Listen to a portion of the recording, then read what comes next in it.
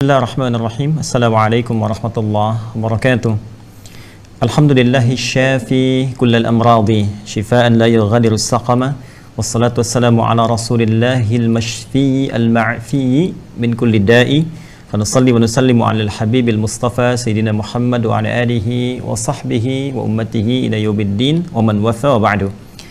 Yang insyaallah senantiasa dimuliakan dan disayang oleh Allah Subhanahu wa taala seluruh keluarga besar Rumah Sakit Sari Asi, baik kalangan komisarisnya, direksinya, juga karangan tentunya para dokter yang berkhidmat di lingkungan keluarga besar Rumah Sakit Sari Asi.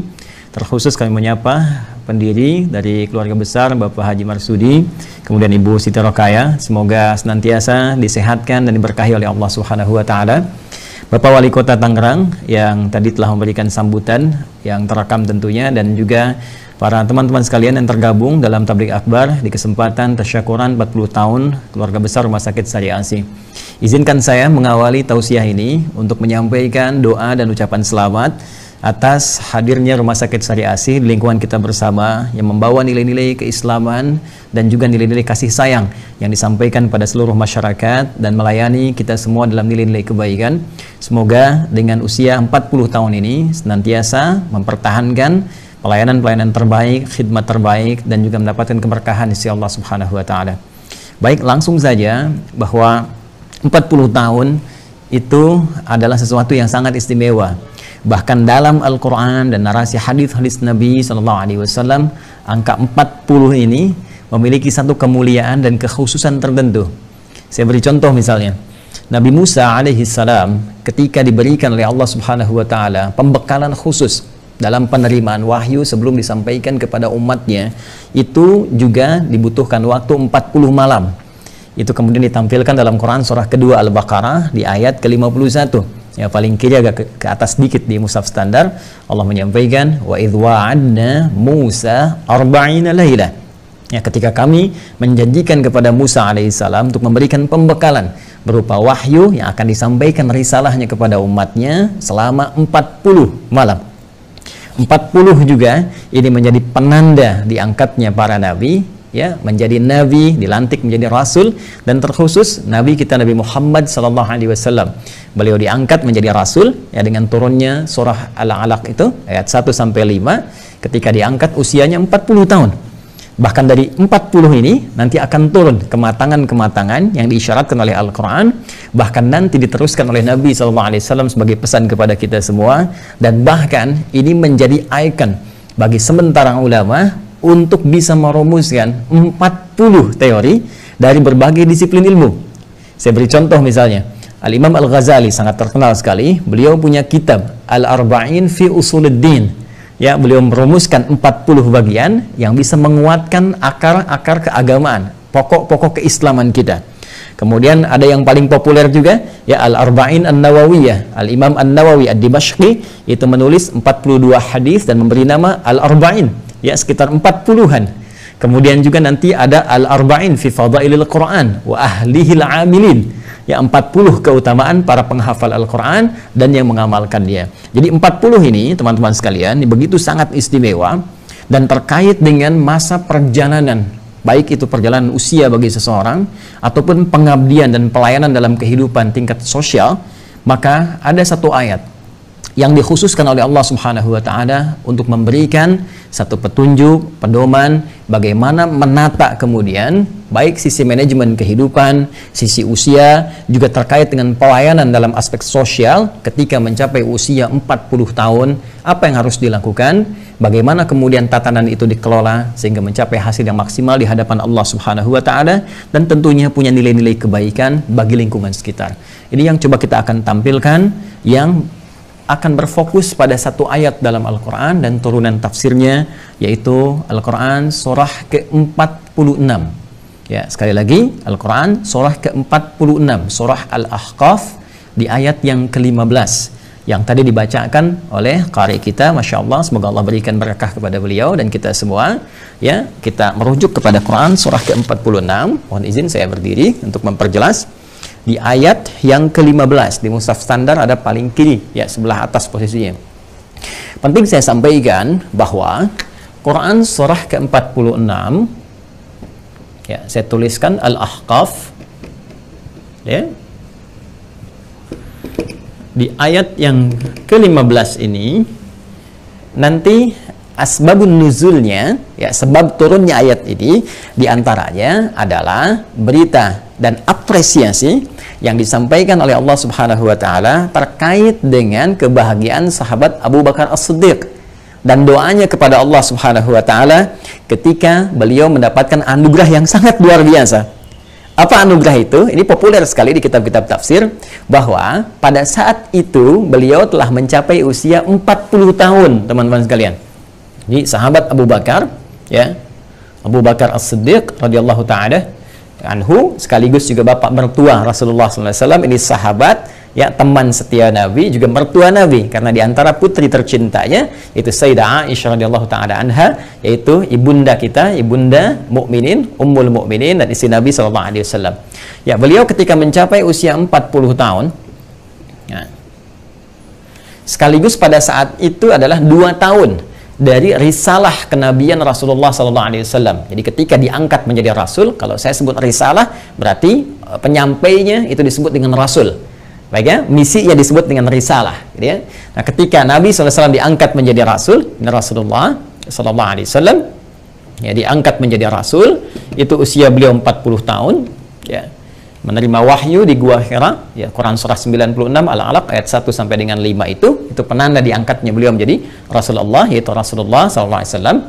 Nah, 2 tahun dalam berdakwah ini, dalam fase 2 tahun, ya, 2 tahun. Jadi kalau kita tambahkan ke sini, ya, usianya 42 tahun.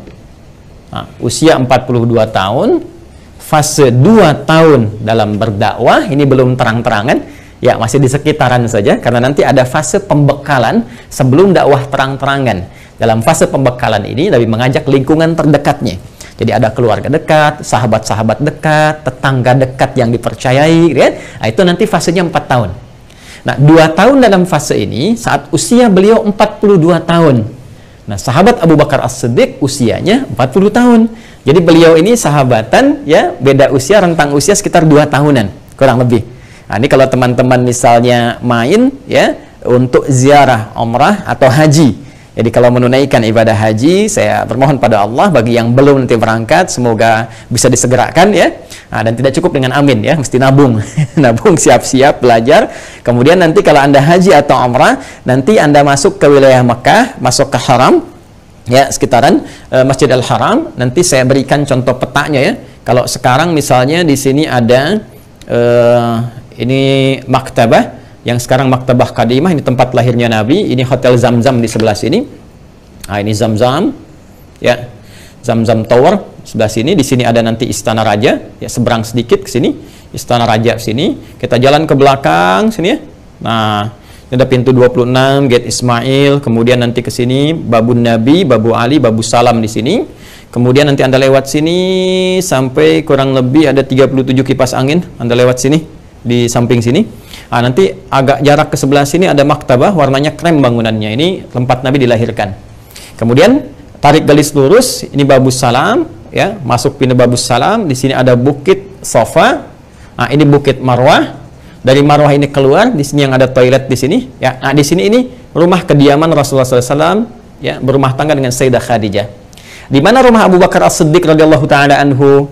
Dari Zamzam Anda nyebrang sedikit, ya, ini Zamzam, nanti nyebrang ke sini, teman-teman sekalian. Di sini nanti ada Hotel Hilton, ya, Hotel Hilton. Nah, ini. Nah, jadi kalau kita lihat di sini ada Hotel Hilton, di Zamzam, ini Safwa, nyebrang istana, ini Hotel Hilton ke sebelah sini. Nah, Anda kalau naik tangga, ya, naik eskalator dulu ke atas dari luar, ya, kemudian naik tangga sedikit. Nah, itu Anda akan masuk menemukan musola. Ya, musola itu kalau Anda masuk ke situ, itu masjidnya, ya, sahabat Abu Bakar As-Siddiq, yang dulu itu adalah kediaman beliau. Jadi rumah sahabat Abu Bakar As-Siddiq ini sekarang posisinya di Hotel Hilton, kurang lebih seperti itu, ya. Nah, jadi kita bisa bayangkan Nabi berumah tangga di sini tempatnya, ya, dekat Marwah. Kemudian ini ke arah Hotel Hilton, ini rumahnya sahabat Abu Bakar As-Siddiq. Di sini ada Jabal Qubais, ya, tempat biasa Nabi kemudian menyampaikan risalah termasuk Isra Mi'raj, adanya di sini. Nah, di usia Nabi 42 tahun, 2 tahun setelah menerima risalah wahyu itu kurang lebih. Maka sahabat Abu Bakar As-Siddiq itu beriman kepada Rasulullah SAW, masuk Islam, yang kemudian disertai, bukan hanya beliau saja, disertai oleh kedua orang tuanya, ya, masuk Islam. Anaknya Abdurrahman juga masuk Islam, Masya Allah, ya kan? Kemudian cucunya pun masuk Islam. Jadi orang tuanya masuk Islam, anaknya masuk Islam, cucunya masuk Islam.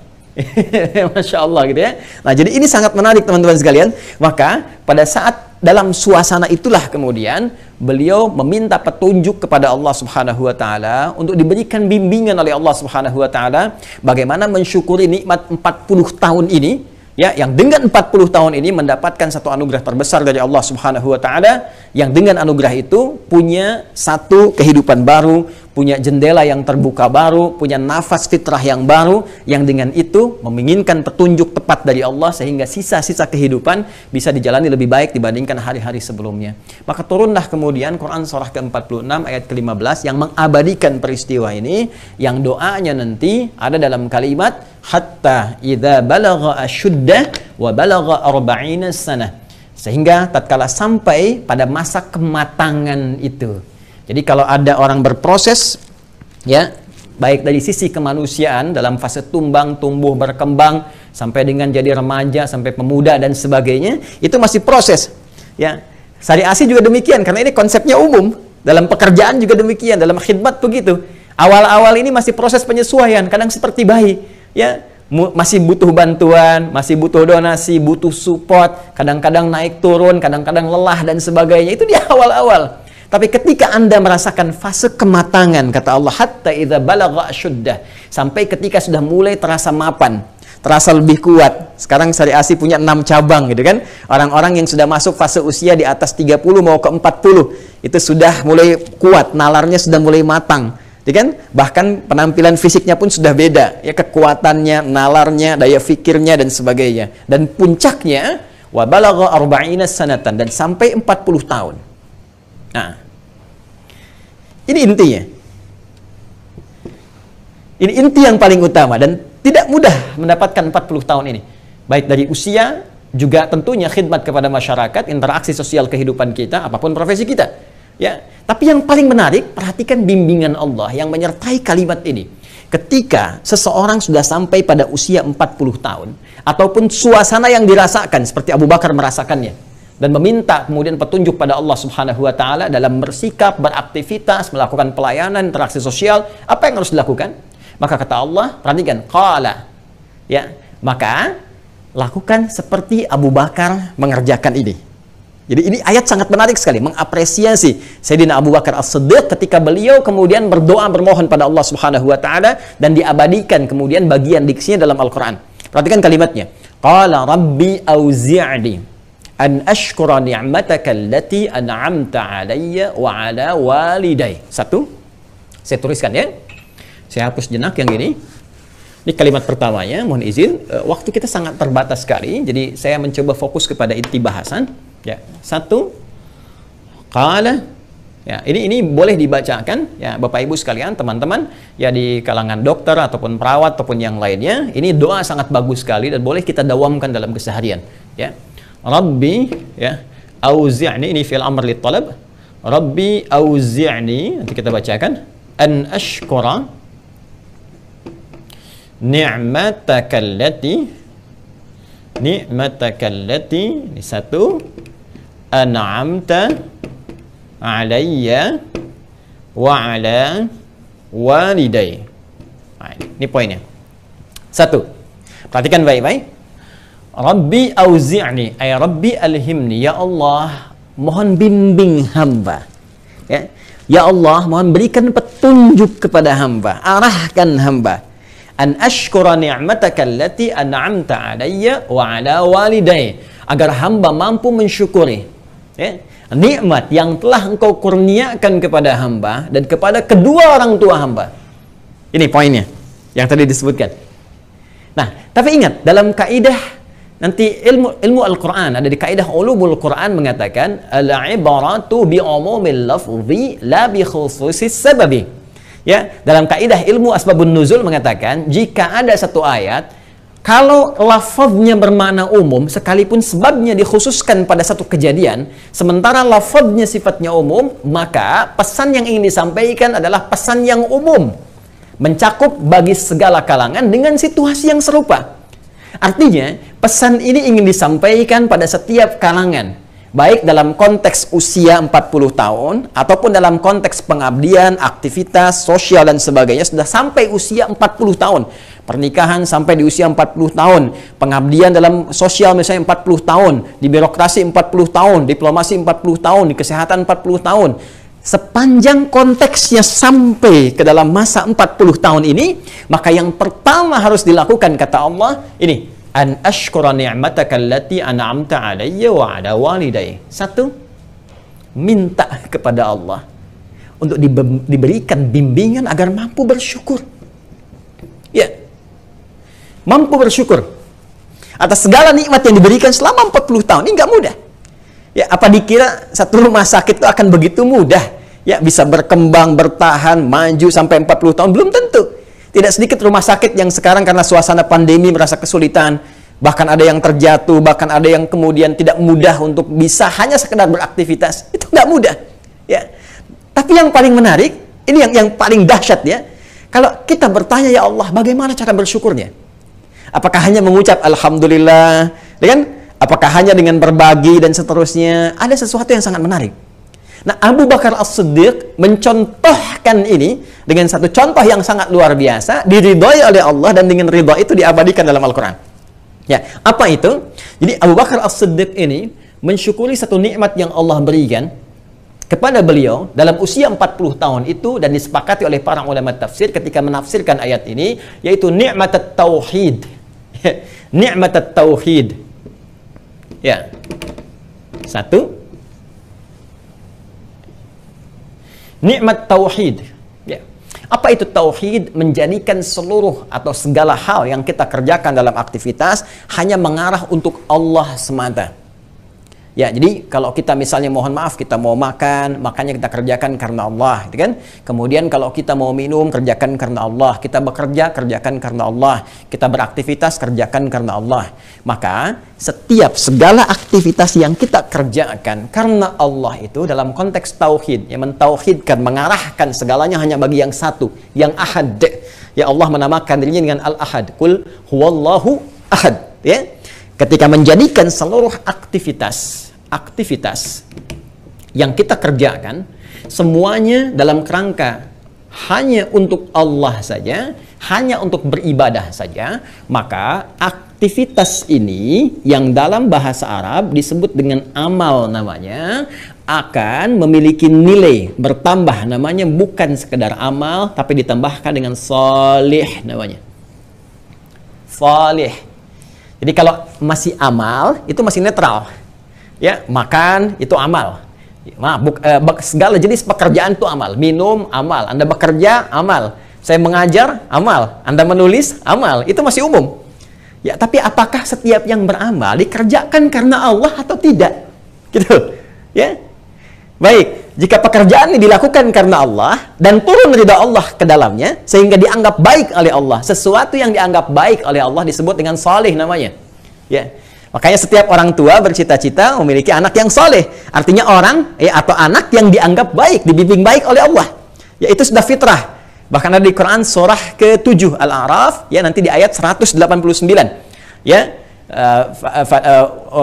Falamma asqalat da'awallaha rabbahuma la in ataitana salihah. Tatkala nanti kandungan seorang yang tengah mengandung semakin besar, semakin berat, kemudian suami istri itu berdoa kepada Allah. Ya, apa doanya? La in ataitana salihah lanakunanna minasyakirin. Ya Allah, duhai Allah, jikalau Engkau berkenan menganugerahkan kepada kami anak yang saleh, yang Engkau bimbing menjadi baik dalam pandangan-Mu, kami akan sangat bersyukur dengan semua itu. Jadi saleh itu adalah suasana kebaikan yang dibenarkan oleh Allah Subhanahu wa taala, yang diridhai oleh Allah Subhanahu wa taala. Nah, Abu Bakar ini berpikir begini, teman-teman sekalian. Saya ini beraktivitas, saya ini pebisnis. Beliau ini pebisnis. Pebisnis hebat. Nanti temannya Uthman bin Affan. Uthman bin Affan itu nanti masuk Islamnya diajak oleh sahabat Abu Bakar. Ya, termasuk nanti ada Abdurrahman bin Auf, ya, termasuk nanti pemuda usia 17 tahun. Sukses juga dibawa nanti oleh Utsman salah satunya. Nah, namanya Arqam bin Abi Arqam, ya. Nanti masuk Islam yang ke-17, usia 17 tahun mewakafkan nanti tempat tinggalnya untuk tempat ta'lim Nabi, dikenal dengan Darul Arqam. Ya, ada di posisinya di Bukit Sofa nanti. Ya. Nah, Abu Bakar ini merasa, saya berbisnis, bekerja, bahkan beliau merantau, ya. Kadang ke Syam, Syam itu sekarang Palestina, ada Syria, ada Libanon, Yordania, gitu kan? Kadang kemudian ke Yaman, bahkan kebiasaannya diabadikan di Al-Quran, kebiasaan orang-orang Quraisy pada saat itu diabadikan di Al-Quran. Di surah Al-Quraisy, langsung dengan namanya. Li'ilafi Quraisy, ilafihim rihlatasy syita'i was-saif. Nah, beliau itu merasakan, sebelum sampai ke titik ini, pekerjaan saya itu hanya untuk dunia saja. Jadi, ini beliau memikirkan, ini 40 tahun, ya itu semua dunia aja.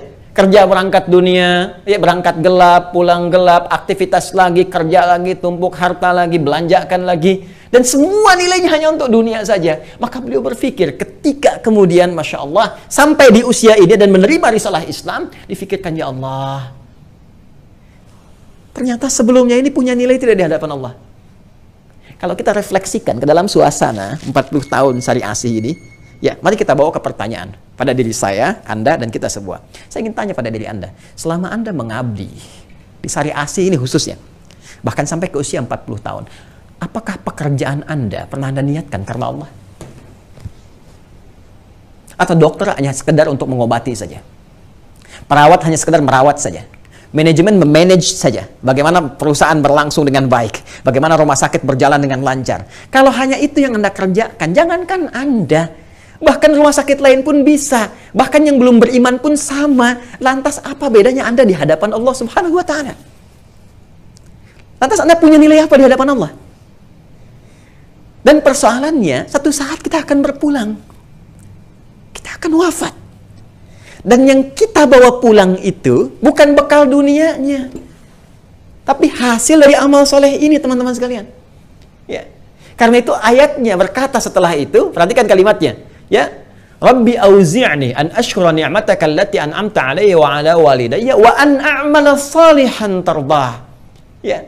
Supaya perbuatanku ini, ya Allah, dengan syukurku kepadamu, bimbing hamba supaya pekerjaan hamba ini menjadi amal saleh. Ketika perbuatan dibenarkan dan diridhai oleh Allah, maka dia punya nilai di hadapan Allah. Nilai ini yang disebut dengan hasanah namanya. Hasanah.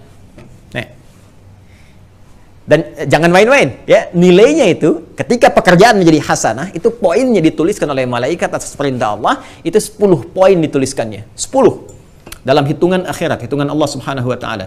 Ini ada di Quran surah ke-6, ayat 160. Ya. Man jaa'a bil hasanati falahu asyru amthaliha. Siapa yang mengerjakan perbuatan amal saleh, kemudian dia punya nilai hasanah, maka punya poin di hadapan Allah 10. 10 itu jangan dihitung begini ya. 1, 2, 3, 4, 5. Itu refleksinya di benak kita terlampau sedikit. Tapi coba kita perhatikan sebagai gambaran hitungan yang disampaikan oleh Nabi SAW menjelaskan konteks ini. Ketika ada seorang ibadah ke masjid, baru datang ke masjid saja untuk niat ibadah. Ya, untuk niat ibadah, belum mengerjakan yang lain-lain, baru datang niatnya mau ibadah, misal mau sholat, itu baru datang saja. Di hadis Muslim disebutkan dapat 25 kebaikan, yang jaraknya 1 ke 2 500 tahun, 2 ke 3 500 tahun, 3 ke 4 500 tahun, demikian seterusnya.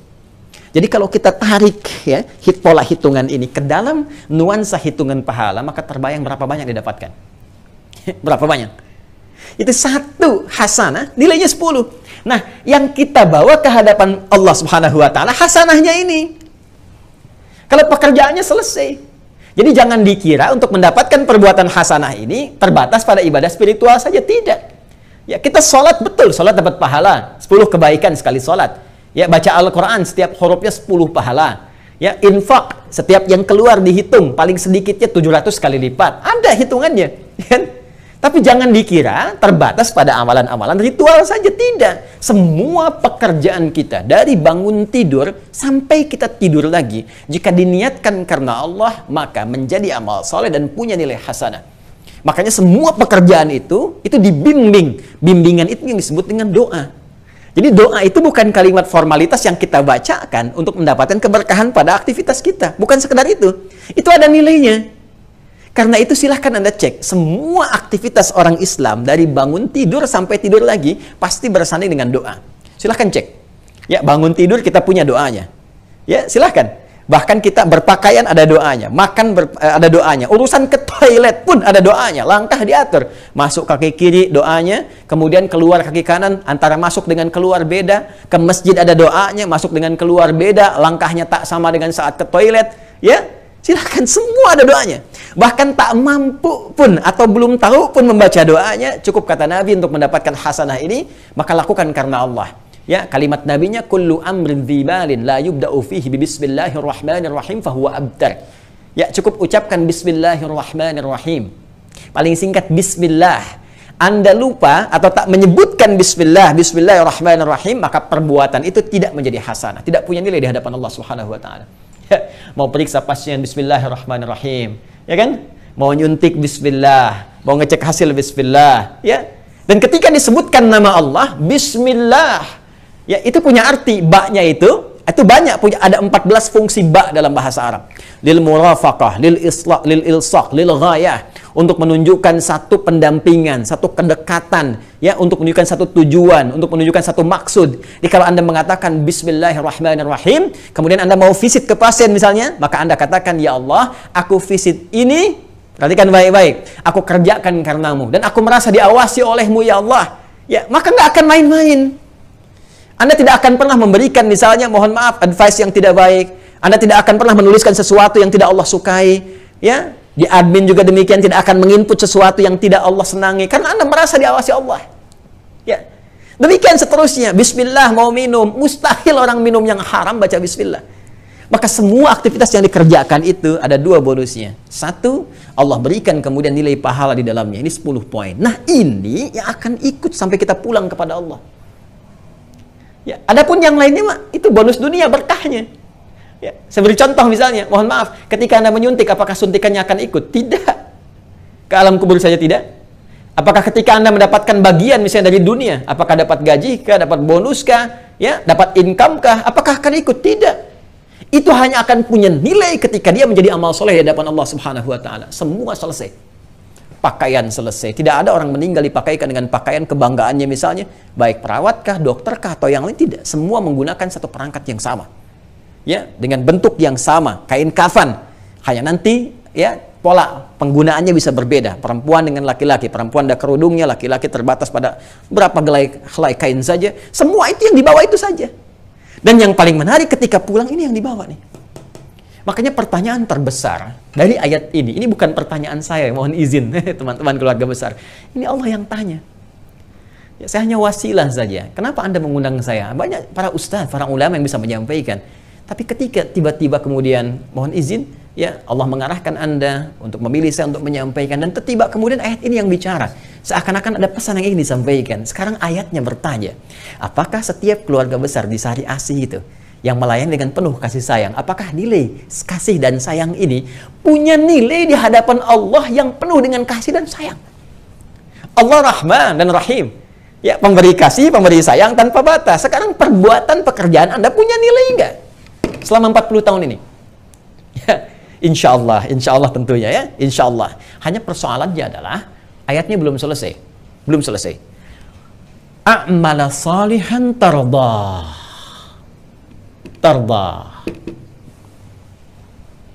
Ya Allah, bimbing hamba untuk mensyukuri nikmat yang telah Engkau anugerahkan kepada hamba. Ya, cara mensyukuri tadi, gunakan seluruh aktivitas kita untuk menjadi amal soleh di hadapan Allah Subhanahu wa taala. Diniatkan karena Allah, diniatkan karena Allah. Tadi saya lihat beberapa slide ya, dari pelayanan-pelayanan, dari interaksi dan sebagainya, ya. Dan alhamdulillah semua nampak baik keseluruhannya. Ya, namun demikian nanti akan ada yang sangat menentukan, dan penentuannya adalah diridhoi Allah Subhanahu wa taala. Amal soleh yang diridhoi Allah. Berarti pertanyaannya, ada amal soleh yang tidak Allah ridhoi. Ini poinnya. Wah, ini terbayang ya. Masya Allah, ini terbayang nih. Ini mohon izin ya, saya kasih perbandingan begini dulu nih, teman-teman sekalian ya. Wah, ini nih poinnya. Ini ada usia 40 tahun. Kalau kita ambil usia umur dulu deh ya, umur kita masing-masing dulu, jangan kesaliasi dulu. Ya, kita ambil dari kita dulu ya. 40 tahun ini, kalau kita beraktivitas, ya taruhlah asumsinya, pada umumnya, kan, Pada umumnya kita beraktivitas ya setengah barangkali secara umum. Yang digunakan beraktivitas kan kita ambil masa tidur kita kan. Jadi kalau kita ambil tidur kita misalnya secara umum ya, nggak semuanya. Ya tidur secara umum malamnya, kemudian tidur siangnya, tidur capeknya dan sebagainya, kita ambil setengah usia lah. Saya 20 tahunnya gitu kan, kurang lebih. Maka sisa aktivitas kita itu ada 20 tahun. Nah, ini makannya, minumnya, dan sebagainya gitu kan. Interaksi dan sebagainya 20 tahun. Kira-kira yang menjadi amal soleh itu berapa tahun? Yang punya nilai di hadapan Allah, yang menjadi ibadah. Ya, kita ambil 10 tahun, jangan terlalu pesimis ya, ambil setengahnya, ini 10 tahun misalnya. Nah, dari 10 tahun ini, yang diridhoi Allah itu berapa? Ya, nanti kita lihat batasan ridhonya. Ya, kita ambil contohnya misalnya 5 tahun lah, insya Allah, jangan terlalu pesimis ya. Nah, sekarang terbayang, kalau 5 tahun, yang kita asumsikan dari usia 40 tahun, yang punya nilai ini segini. Sekarang kan belum selesai hitungannya. Dosa yang dikumpulkan berapa tahun? Kadang tak sengaja misalnya, berbuat sesuatu yang kotor, melihat atau bahkan sengaja melihat yang salah, lihatnya ke handphone, lihatnya ke taklim, tapi iklan-iklan yang buka aurat masih dilihat juga. Kebanyakan lihat iklannya dibandingkan lihat taklimnya. Coba lihat, ya bikin status yang tidak baik, berselisih dengan orang lain, pikiran yang kotor dan sebagainya. Berapa banyak terkumpulkan? Maka tentunya kalau kita bandingkan, ini kan belum dihitung dosanya. Artinya apa? Kalau kita sadar ada sesuatu yang kurang, ya sementara kita akan pulang kepada Allah, maka orang yang cerdas pasti akan memanfaatkan sisa waktunya untuk diisi yang lebih baik dibandingkan hari sebelumnya. Maka cara terbaik untuk mengisi itu, dia minta petunjuk kepada Allah Subhanahu wa Ta'ala. Minta petunjuk. Ya. Bagaimana petunjuk yang dia mohonkan? Allah langsung berikan lewat kalimat yang tadi dibacakan oleh qari kita. Dan ini adalah nukilan kemudian, ya teman-teman sekalian, yang disampaikan oleh sahabat Abu Bakar As-Siddiq ketika memohon kepada Allah, kemudian disampaikan oleh Al-Quran, ya diberikan bimbingan dan sampai kepada kita semua untuk kita kemudian praktekkan dalam kehidupan. Perhatikan kalimatnya. Wa an a'mala salihan tardah. Ya Allah, bimbing hamba untuk mensyukuri nikmat yang telah Engkau berikan kepada kami ya Arhamar Rahimin, dan dengan nikmat itu kami mampu mengisi sisa-sisa perjalanan aktivitas kami ini dengan perbuatan yang lebih baik lagi. Perbuatan yang saleh, perbuatan yang mulia yang Engkau ridhai. Bagaimana ciri perbuatan yang diridhai itu? Singkatnya ada 2. Ya. Saya beri contoh 2 bagian. 1, 2. Perbuatan yang diridhai Allah Subhanahu wa Ta'ala. Fokus baik-baik teman-teman sekalian. Pertama, menjaga hubungan baik dengan Allah pada aspek hablum minallah. Ya. Hubungan baik dengan Allah Subhanahu wa Ta'ala pada aspek hablum minallah. Hubungan baik dengan Allah ini bentuknya ada 2 lagi. Ya, 1, menjaga perintahnya. Biasanya masuk pada aspek-aspek ritual dalam konteks ibadah spiritual. Misal, mohon izin ya, ada salat ya, Masya Allah tadi itu luar biasa dipraktekkan, contoh memberikan tayamum, ada ustadz pembimbingnya dan sebagainya, itu sudah luar biasa ya. Itu luar biasa. Nanti rasanya akan lain, Bu. Ya. Teman-teman, bapak-bapak sekalian, bapak ibu sekalian, rasanya akan lain, akan berbeda gitu ya. Nanti dalam suasana yang lain kita akan belajar bagaimana keberkahan diberikan ketika aspek ini dijaga ya. Ketika aspek ini dijaga. Contoh misalnya salat, tadi sudah disampaikan, kan? Setiap waktu salat dijaga waktu salatnya, diberikan taujihat kepada yang lain, pasien-pasien diingatkan. Itu suasana itu akan sangat luar biasa. Dan nanti yang diberikan oleh Allah pun akan dahsyat. Ya, nanti ada salah satu rahasia ya, satu rahasia yang sangat besar.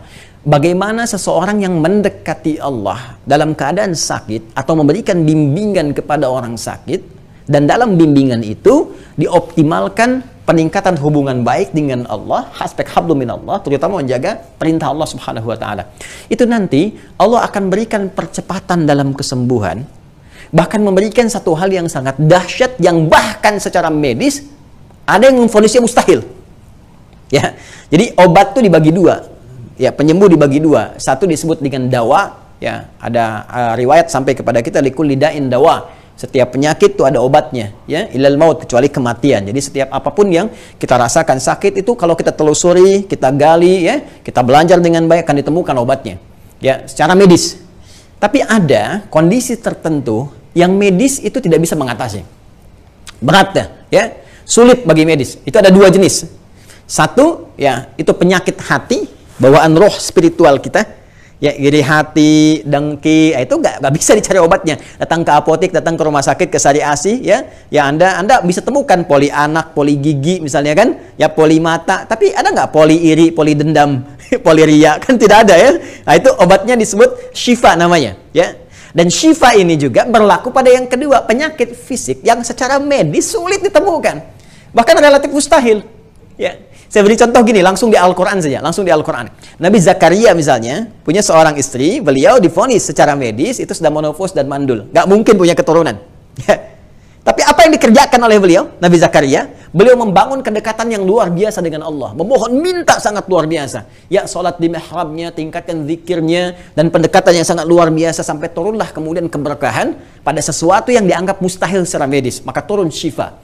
Ya, ini ada di Quran surah ketiga Ali Imran di ayat ke-38 sampai 39. Ya, nanti dalam satu hal yang khusus barangkali kalau ada penyakit-penyakit yang genting dan sebagainya, ini bisa dikondisikan di rumah sakit, ya. Ada satu kondisi yang Anda bisa lakukan, doanya ada. Maka beliau berdoa di situ, perhatikan kalimatnya, hunalika da'a Zakaria rabbah qala rabbi habli min ladunka dzurriyyatan thayyibah innaka sami'ud du'a. Ya, maka beliau di mihrab itu sambil sholat bermohon kepada Allah. Ya, Nabi Zakaria sholat. Ya, ingat baik-baik, Nabi Zakaria sholat. Nanti kita teruskan ayatnya. Semua Nabi, Rasul yang pernah bertugas di bumi sholat. Ya, kita fokus ke Nabi Zakaria. Beliau dalam sholat bermohon. Ya Allah, kata beliau, semua mengatakan hamba mustahil punya keturunan. Istri hamba divonis monofos, divonis mandul. Ya, nggak mungkin punya keturunan. Maka hamba hanya memohon kepadamu yang tidak punya batas dalam pemberian. Kepada yang maha mendengar. Kalau pada yang maha mendengar saya tidak mendengar doa hamba dan mengabulkannya, lantas kepada siapa lagi hamba mesti memohon? Ya. Nanti dikuatkan di Quran surah ke-19 Maryam dari ayat kedua sampai ayat ke-15 nanti, sampai diberikan karunia-Nya. Ya. Maka apa yang terjadi? Di ayat 39 surah Ali Imran turun langsung jawaban. Ya, fanadathul malaikatu wa huwa qa'imun yusalli fil mihrab annallaha yubashshiruka bi Yahya. Maka seketika itu dengan penguatan sisi ritualnya, peningkatan hubungannya dengan Allah, kekhusyuannya dalam memohon salat minta kepada Allah, maka turun jawaban seketika. Malaikat langsung ditugaskan menyampaikan kepada beliau, Allah kasih kabar gembira kamu akan punya anak. Ini yang terjadi pada Nabi Ayyub alaihissalam. Quran surah ke-21 Al-Anbiya ayat 83 sampai 84. Penyakit Nabi Ayyub berbeda tentunya dengan keadaan kondisi Nabi Zakaria alaihissalam dan istrinya. Ya, Nabi Ayyub kita ketahui bersama diuji dengan penyakit yang tidak pernah dirasakan orang sebelumnya, tidak akan dilalui orang setelahnya. Penyakit yang sangat unik, medis mengatakan ini sulit sekali. Maka beliau mendekat kepada Allah dengan bermohon. Wa ayyuba idznada rabbahu anni massani yadhur wa anta arhamur rahimin. Fastajabna. Ayat 84-nya. Kami jawab doanya Ayyub, kami sembuhkan penyakitnya, kami kembalikan harta bendanya pun dengan keluarganya. Lihat di ujung ayatnya. Wa dzikra lil 'abidin. Ini menjadi petunjuk kata Allah bagi hamba-hamba Allah yang mau membangun hubungan baik dengan Allah, meningkatkan ibadah. Abid itu orang yang senang ibadah. Ya, dari kata abada ya'budu, orangnya abid. Yang disembah Allah ma'bud. Kita menyembah na'bud. Karena itu dalam Al-Fatihah kita katakan iyyaka na'bud. Ya, ketika kita mengatakan iyyaka na'bud, maka belum selesai ayatnya. Wa iyyaka nasta'in. Ya Allah, kami sekarang sedang menyembahmu. Engkau berjanji kepada kami, kalau kami tingkatkan ibadah kami, Engkau akan mengabulkan apa yang kami mohonkan. Maka kata Allah, perhatikan ketika kita mengatakan iyyaka nasta'in di hadis qudsi. Ya, hadis qudsi disampaikan oleh Rasulullah SAW, diteruskan oleh sahabat Abu Hurairah sampai kepada kita. Wa idza qala al-'abdu, kalau hamba bermohon dalam salatnya berkata, iyyaka na'budu wa iyyaka nasta'in, ya Allah, hanya kepadamu kami meningkatkan ibadah, menyembahmu dengan ikhlas, dan sekarang kami punya permohonan. Aku ada kesulitan. Penyakit ini telah melukai saya, Allah. Penyakit ini menyulitkanku untuk salat lagi, untuk ke masjid lagi, untuk ibadah lagi. Kami mohon sembuhkan, ya Allah.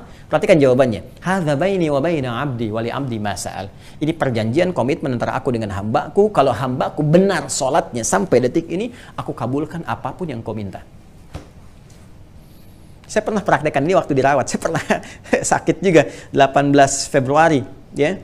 2013 ya, itu saya pernah juga dirawat 18 Februari 2015 ya, 2015 itu pernah saya dirawat ya di salah satu rumah sakit. Kemudian itu hari pertama dokter menyebut saya Mas gitu ya, adek dulu, dek apa kabar, visit. Kemudian hari keduanya Mas, hari ketiganya Bapak, karena ternyata tahu saya sudah berkeluarga, punya anak ya, dan mengatakan kepada saya bahwa ini mustahil lah naik dalam beberapa waktu yang dekat. Dulu saya diuji oleh Allah dengan DB plus tipes. Jadi ini DB ketemu tunangannya tipes sih, karena jadi tubuhnya udah luar biasa tuh ya, udah sangat lemah dan sebagainya. Nah, kemudian kata dokternya ini paling-paling naiklah ada sepakanan lagi ya, baru nanti trombositnya naik lagi dan sebagainya. Ini nggak mungkin secara teoritis. Maka yang saya lakukan adalah rumus Al-Quran. Ketika manusia mengatakan tidak mungkin, maka ini sinyal pertama memohon kepada Allah dengan segala kemungkinan yang terbuka.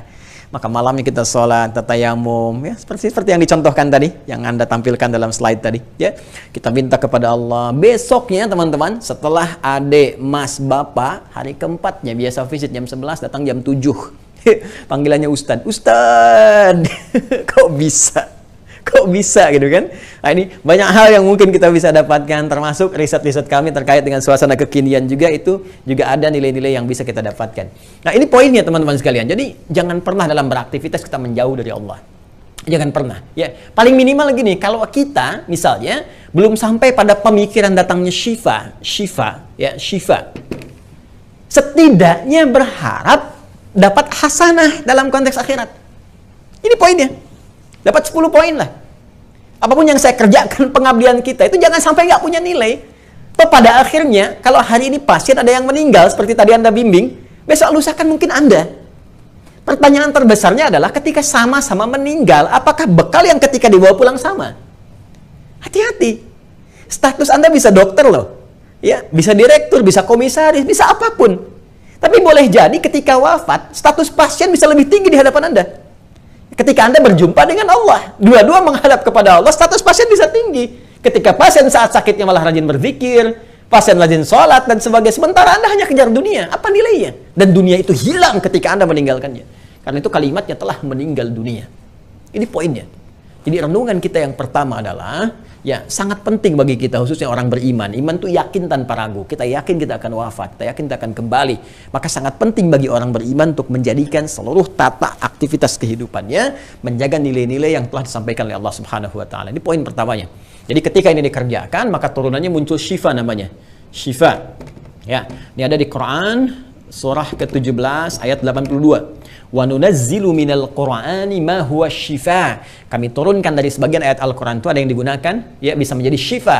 Di antara ayat syifa itu adalah surah Al-Fatihah. Itu jelas, ada tafsirnya langsung bagaimana ketika itu diturunkan, dan ada salah satu kepala suku di Arab pada saat itu yang terkena sengatan kalajengking dan sudah parah, sulit ditemukan obat. Lantas ada kisah yang sangat populer, sahabat meruqyahnya dengan surah Al-Fatihah tapi dengan keimanannya. Masya Allah, baca Al-Fatihah Allah sembuhkan sekali baca. Orang sekarang ribuan kali nggak sembuh-sembuh gitu kan. Bedanya apa tuh? Nanti kita akan lihat dalam kesempatan yang lain. Tapi poinnya adalah Al-Fatihah adalah satu-satunya surah yang diulang-ulang 17 kali dalam sehari, dibaca dalam sholat. Jadi kalau kita rajin sholat, bagus sholatnya, apalagi tambah sholat sunnahnya, tahajudnya dan sebagainya, Allah berikan kekuatan pada diri kita.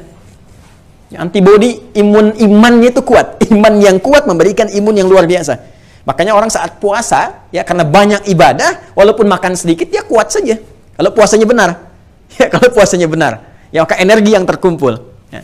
Kemudian poin yang keduanya adalah meninggalkan larangan Allah Subhanahu wa taala. Hati-hati ya, bagaimanapun ketika dikemas tadi rumah sakit dalam konteks aktivitas, ya sudah ada kepegawaian, sudah ada aktivitas tertentu, bidang tertentu. Hati-hati, jaga larangan Allah Subhanahu wa taala. Jangan berbuat sesuatu yang dilarang. Saya yakinlah kalau semua orang ini masuk Islam saja selesailah keburukan-keburukan tuh.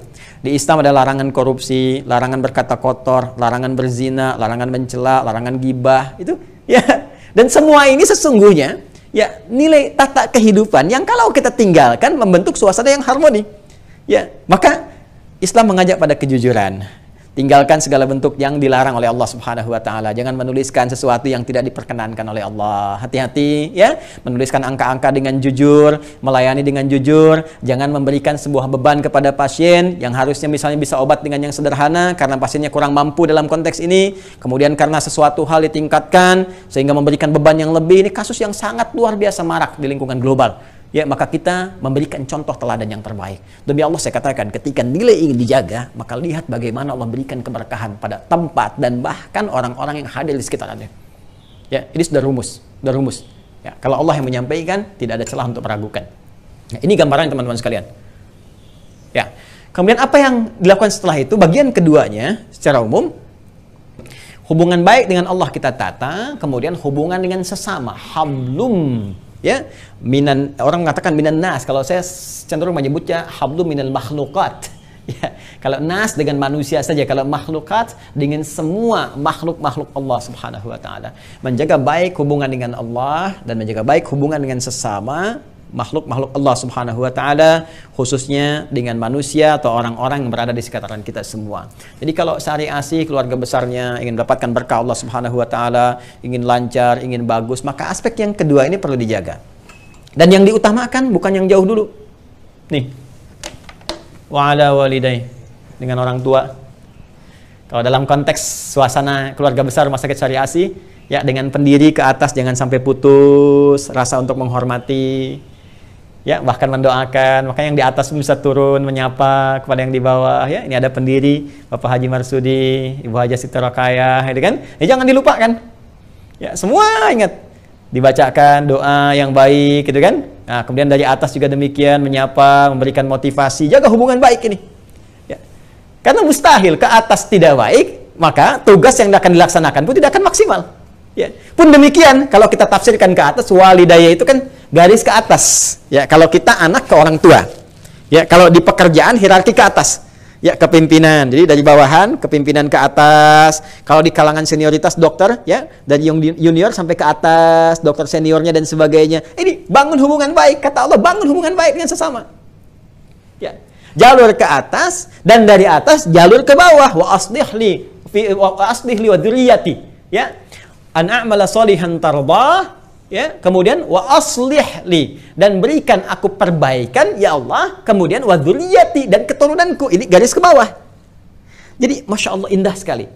Ya, ketika Anda ingin membangun kemudian tata aktivitas yang bagus, yang harmoni, yang enak, yang nyaman, dengan Allahnya bagus, dengan lingkungan bagus. Bagaimana membangun hubungan dengan lingkungan? Garisnya begini.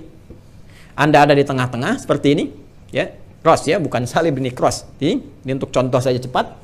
Nih, ini ke sini, ya.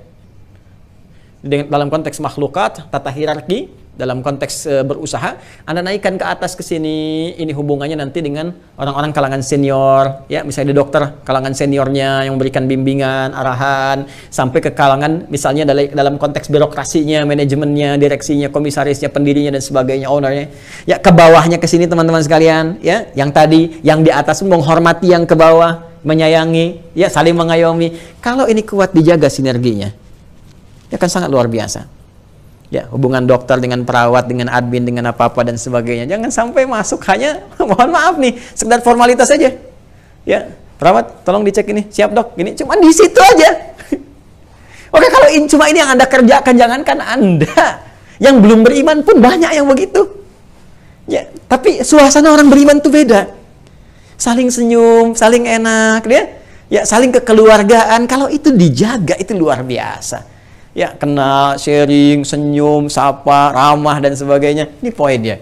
Setelah itu apa? Kita samping kanan, samping kiri. Assalamualaikum warahmatullahi wabarakatuh. Assalamualaikum warahmatullahi wabarakatuh. Ada pasien, ada pengunjung, ada macam-macam. Bagaimana ketika datang, ya, bisa diantarkan dengan baik, bisa disapa dengan baik, bisa diberikan bimbingan dengan baik. Kalau ini kita jaga dengan sangat bagus, maka ini jaminan Allah yang kedua akan memberikan bimbingan yang terbaik di fase 40 tahun dan terjaga sampai kapanpun, sampai kehidupan berakhir. Sampai kehidupan berakhir. Dan yang terakhir, inni tubtu ilaika wa inni minal muslimin. Ya, inni tubtu ilaika, ya Allah, aku bertobat kepadamu, taubat. Ya, taubat itu kalau kita senantiasa melakukan evaluasi dan introspeksi, ya, dan introspeksi. Sehebat-hebatnya manajemen yang telah sampai ke 40 tahun pasti akan punya celah-celah yang harus disempurnakan. Ya, penyesuaian keadaannya, masa-masa pandemi akan beda turunannya seperti apa, masa-masa di masa depan teknologinya akan berubah dan sebagainya, maka akan ditemukan. Ya, dari sisi manajemen kita lihat celah-celah apa yang harus kemudian dilengkapi, celah-celah apa yang harus ditingkatkan dan sebagainya. Evaluasi, setelah itu introspeksi diri di semua aspek ini. Ya, baik aspek yang terkait hubungan dengan Allah Subhanahu wa taala, aspek yang terkait dengan hubungan sosial kemasyarakatan ataupun karakter-karakter diri yang harus kita tingkatkan. Karena itu butuh motivasi penting. Misalnya butuh capaian, ya. Setiap dokter, setiap perawat tadi Masya Allah, misalnya tadi ada Civitas Hospitalika gitu kan di Rumah Sakit Sari Asi itu punya target spiritualnya. Misalnya tadi saya dengar Masya Allah ada hafalan Quran gitu kan. Nah, boleh. Ya, kemudian bacaan misalnya untuk peningkatan diri, ada share di situ, ya, ada untuk konsultasi nilai-nilai yang kira-kira bisa dikembangkan lagi, itu sangat bagus. Kalau ini bisa kita kerjakan dalam kehidupan, ya, kemudian kita terapkan dalam manajerial dan mau seperti ini, mau dievaluasi, mau saling mengisi, maka tinggal yang terakhir, wa inni minal muslimin, tinggal tawakal kepada Allah. Tunduk, patuh, menjalani apa yang telah kemudian disistematikan ini. Karena muslim itu hakikatnya patuh, tunduk. Kita mengatakan, ya Allah saya patuh. Kalau saya beraktivitas, saya ingin jadi punya nilai ibadah ketika pulang, maka saya akan jaga hubungan denganmu. Saya tinggalkan laranganmu. Saya berbuat sesuai dengan apa yang telah engkau tetapkan. Ya, dan Masya Allah, menjalankan hukum Allah itu tidak mengurangi status dunia kita. Apakah kalau direktur kemudian menunaikan sholat akan turun misalnya? Ya, jadi manajer? Tidak, tetap direktur. Apakah komisaris kalau sedang puasa akan turun jabatan misalnya? Tidak, tetap komisaris. Jadi indahnya Islam itu memberikan satu keberkahan dalam bimbingan beraktivitas tanpa menurunkan status dunianya. Presiden tetap presiden, raja tetap raja, menteri tetap menteri. Namun bagaimana mendapatkan keberkahan dengan semua amanah dunia yang diemban itu. Maka ketika di akhir kemudian Allah bangun komitmen, mau nggak mengatakan ini? Mau nggak mengamalkan apa yang telah disampaikan ini? Maka di akhir ditutup dengan kalimat, inni tubtu ilaika wa inni minal muslimin. Ya Allah, kami komit. Muslim itu komit. Ya, aslama yuslimu, patuh, tunduk, komit. Maka Anda mengatakan, ya Allah, saya termasuk orang-orang pakai min ya di sini. Ya ingat, wa inni minal muslimin, dan aku termasuk orang-orang yang komit, kan? Maksudnya apa? Anda ingin mengikuti orang-orang yang telah komitmen di masa-masa Anda sebelumnya. Mereka memegang teguh semua ini, mereka sukses. Silahkan cek. Ya, ada banyak perawat di masa Nabi SAW, sahabiat tuh, perawat-perawat perempuan, muslimah, banyak. Ya, yang dokter lebih banyak lagi. Dari kalangan laki-lakinya sampai ke masa sahabat, sampai ke tabi'in dan sebagainya, sampai ke era kita sekarang. Bahkan banyak sekali kitab-kitab kedokteran terinspirasi oleh ilmuwan muslim. Ya, maka yang paling penting adalah coba dicek mereka semua. Ya, ada profil yang sangat indah bagaimana mereka menjaga hubungan dengan Allah, salat, banyak dokter hafal Quran. Anda pernah dengar kitab ini? Bidayatul Mujtahid. Bidayatul Mujtahid. Ya, Bidayatul Mujtahid ini, teman-teman sekalian, itu kitab dikarang oleh dokter bedah. Itu kitabnya tentang perbandingan fikih. Ya, jadi ada pendapat-pendapat nih. Tadi saya di awal sempat lihat ya ada pendapat-pendapat kalau berikan suntikan seperti apa, membatalkan puasa atau tidak. Nah, ini ada buku namanya Bidayatul Mujtahid. Ya, itu dikarang oleh dokter bedah. Itu isinya tentang perbandingan masalah fikih.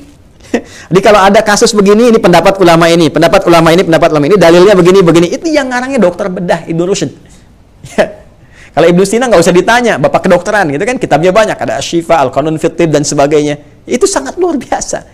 Dan apa yang dikerjakan oleh mereka? Ibnu Rushd itu hafal Quran, ya, tahu tafsir, tahu fikih, tahu hadis, dan betapa luar biasa tidak menurunkan status kedokterannya. Maka kita berharap di keluarga besar Sari Asi nanti, Masya Allah, ya, ada dokter juga yang ahli Al-Quran, yang mungkin saat berobat, ya, Masya Allah, mungkin bisa ada pendekatan-pendekatan spiritualitasnya, di samping obat-obat medis dan sebagainya, maka akan berbeda suasananya, akan lain. Ya, wa inni minal muslimin, dan ketika kita komit bersama mereka, orang-orang yang pernah komit sebelumnya, maka janji Allah akan diberikan kepada kita semua. Ini intisari, ya teman-teman sekalian, terkait dengan aspek pembahasan kita, bagi yang telah sampai ke dalam usia 40 tahun, baik itu secara pribadi kita, usia misalnya, umur di sini. Kenapa disebut dengan umur? Ya, tahu artinya umur? Umur itu asalnya bukan usia ya. Umur itu bukan usia asalnya. Jadi kalau usia itu batas kehidupan kita, disebut ajal namanya. Quran surah 7 ayat 34. Ya, walikulli ummatin ajal. Fa idza jaa ajaluhum la yastakhiruna sa'ata wa la yastaqdimun. Setiap manusia bahkan umat itu punya batas usia. Allah tentukan. Batasnya rahasia. Nanti di Al-Arba'in nomor hadis yang keempat dari Abu Abdurrahman Abdullah bin Mas'ud radhiyallahu taala anhu, saat usia 4 bulan ditetapkan ajalnya, batas usianya. Diberikan rahasia supaya kita selalu siap setiap hari untuk persiapan kembali kepada Allah. Bisa jadi sekarang, besok, lusa dan sebagainya, gitu ya. Satu saat akan pulang. Jadi usia kita disebut dengan ajal, batasnya. Ya, batasnya. Nah, dalam mengisi batas usia ini tentunya kita harus punya bekal supaya punya nilai. Nilai ini yang akan kita bawa pulang, hasanah tadi. Maka mengisi usia ini caranya itu disebut dengan umur namanya. Ya, amara ya'muru. Apa artinya umur? Ya, umur itu sesuatu yang bermanfaat, sesuatu yang berkah, sesuatu yang menghasilkan kesuksesan. Ya, sesuatu yang bermanfaat. Jadi kalau ditanya ya dalam bahasa kita, berapa umurmu, gitu kan? Nah, itu sebetulnya itu pesan yang Allah titipkan pada penanya. Hei, sampai sekian umur kamu itu berapa yang sudah punya nilai manfaat di hadapan Allah? Ya, Anda kalau ditanya begini, berapa umurnya? Saya 40 tahun, 50 tahun. Nah, artinya selama 50 tahun ini berapa manfaat yang sudah Anda lahirkan? Ya, mata Anda ini sudah bermanfaat belum selama 50 tahun? Apa yang dipandang? Yang diucapkan itu bermanfaat tidak? Ya, kaki Anda melangkah pada yang bermanfaat tidak? Itu poinnya. Dan selama beraktivitas sampai menjelang ajal ini, kita diminta sukses. Di apapun yang dikerjakan harus sukses. Bikin planning yang bagus. Makanya di Al-Quran kalau kita ngaji, banyak ayat-ayat sukses diturunkan. Bagaimana menyusun strategi, langkah-langkah, buat schedule, mencapai target. Nah, itu ada semua. Di surah Al-Insyirah ada, di surat Al-Hasyr ada, di Al-Baqarah ada tantangannya, jawabannya di Ali Imran. Itu ada semua, turunan-turunannya. Ya, apapun profesinya, termasuk juga teman-teman di manajemen misalnya, bisa bikin strategi itu. Ya, nanti ada manajemen bisnis dalam Al-Quran, manajemen sukses dalam Al-Quran, ada yang aspeknya kesehatan, ada spesifik. Ya, ada yang di birokrasi, ada diplomasi, ada yang bisnis tertentu, ada aspeknya. Dan yang menyampaikan Allah, pencipta kita, itu pasti. Maka Allah menyampaikan dalam konteks kata tadi, ya, ketika kita mengisi sampai ke ajal, berapa umurmu sudah sukses belum? Jadi kalau Anda belajar harus sampai sukses, IP yang tertinggi, yang terbaik. Kalau bekerja harus sukses, makanya cintai pekerjaan Anda. Jadi dokter yang sukses, ya, perawat yang baik, semua arahkan ke situ. Dan berkah. Berkah itu ziyadatul khair, bertambah nilai kebaikannya. Semakin sukses harus semakin baik. Tadi bagus sekali dicontohkan dengan berbagi, bikin ini, bikin itu dan sebagainya. Tapi bikin kegiatan yang bermanfaat, ya. Baik, sikapnya jadi lebih baik, perilakunya lebih baik. Jadi agak ironis kalau baru sukses dunia misalnya sudah sombong. Itu bukan umur namanya. Ya, jangankan Anda, orang lain bisa lebih sukses. Kalau mau sombong, Anda terlambat. Korun lebih kaya daripada Anda. Ya, sombong kena likuifasi. Anda di bawah Korun kekayaannya, pengen ikut sombong. Anda siapa? Ya kan? Firaun punya kedudukan, pasukan banyak, militer kuat dan sebagainya. Sombong tenggelam. Anda nggak lebih kuat daripada Firaun, pengen ikutan sombong, nggak kebayang nggak? Gitu ya?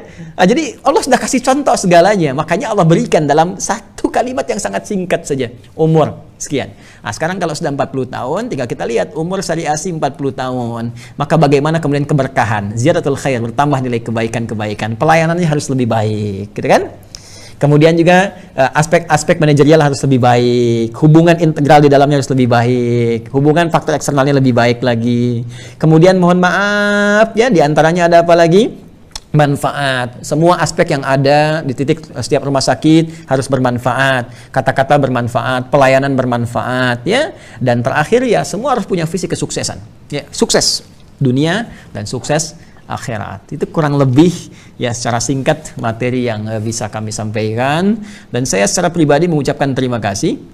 Ya, setelah bersyukur pada Allah Subhanahu wa taala, saya mengucapkan terima kasih kepada seluruh manajemen dari keluarga besar Rumah Sakit Sari Asi, terkhusus di fase-fase kurang lebih sepekan yang lalu, ya, kurang lebih ibunda saya juga sempat dirawat di Sari Asi di Kota Serang, ya, dan saya menyaksikan alhamdulillah ya pelayanan yang sangat baik sekali, suasana kekeluargaan yang baik. Saya kira itu bisa ditingkatkan, dipertahankan dengan lebih baik lagi, dan saya sangat bersyukur ya diberi kesempatan untuk berinteraksi. Jadi kalau tadi pembawa acara mengatakan mudah-mudahan bisa berkunjung, saya sudah berkunjung ke sana ya, di Kota Serang saya 2 kali sudah ke sana, dan saya melihat juga keadaannya, kebersihannya, dan juga suasananya, dan semoga itu senantiasa menghadirkan kebaikan si Allah Subhanahu wa taala.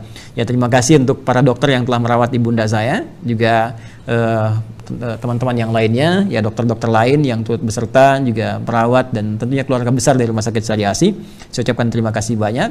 Untuk hari ini tiada yang bisa saya sampaikan lebih daripada doa kepada Allah Subhanahu wa taala. Semoga Allah senantiasa memberikan keberkahan kepada kita semua, senantiasa memberikan kesehatan kepada kita semua, dan lebih daripada itu semoga Rumah Sakit Syariah Asih dengan usia yang sudah 40 tahun ini senantiasa dirahmati oleh Allah Subhanahu wa taala. Rahmat mengandung kasih, rahmat mengandung sayang. Dengan pelayanan yang penuh dengan kasih sayang dari Rumah Sakit Syariah Asih, mudah-mudahan Allah yang Maha Pengasih dan Maha Penyayang menurunkan curahan rahmat yang tanpa batas kepada keluarga besar semua. Ini yang bisa saya sampaikan. Terima kasih atas segala perhatiannya. Semoga Allah berikan karunia kepada kita semua. Saya mohon izin sebesar-besarnya. Ini saya sesungguhnya jam 2 ini ada menerima tamu juga, dan saya sesuaikan dengan jadwal, dan alhamdulillah saya telah penuhi sampai jam 2:30 ini kurang lebih. Jadi saya ingin turut mendoakan ya, sebelum saya mengakhiri ingin mendoakan, mudah-mudahan dengan doa ini mengantarkan kebaikan-kebaikan kepada kita semua. A'udzubillahi minasyaitonirrajim. Bismillahirrahmanirrahim. Alhamdulillahirabbil alamin, hamdan syakirin, hamdan na'imin, hamdan yuwafi ni'amahu wa yukafi'u mazidah. Ya Rabbana lakal hamdu wa lakal syukru kama yanbaghi li jalali wajhikal karim wa li 'azimi sultanik. Allahumma salli wa sallim wa barik ala habibikal karim rasulikal mustafal amin sayyidina Muhammadin wa ala alihi wa sahbihi ajma'in.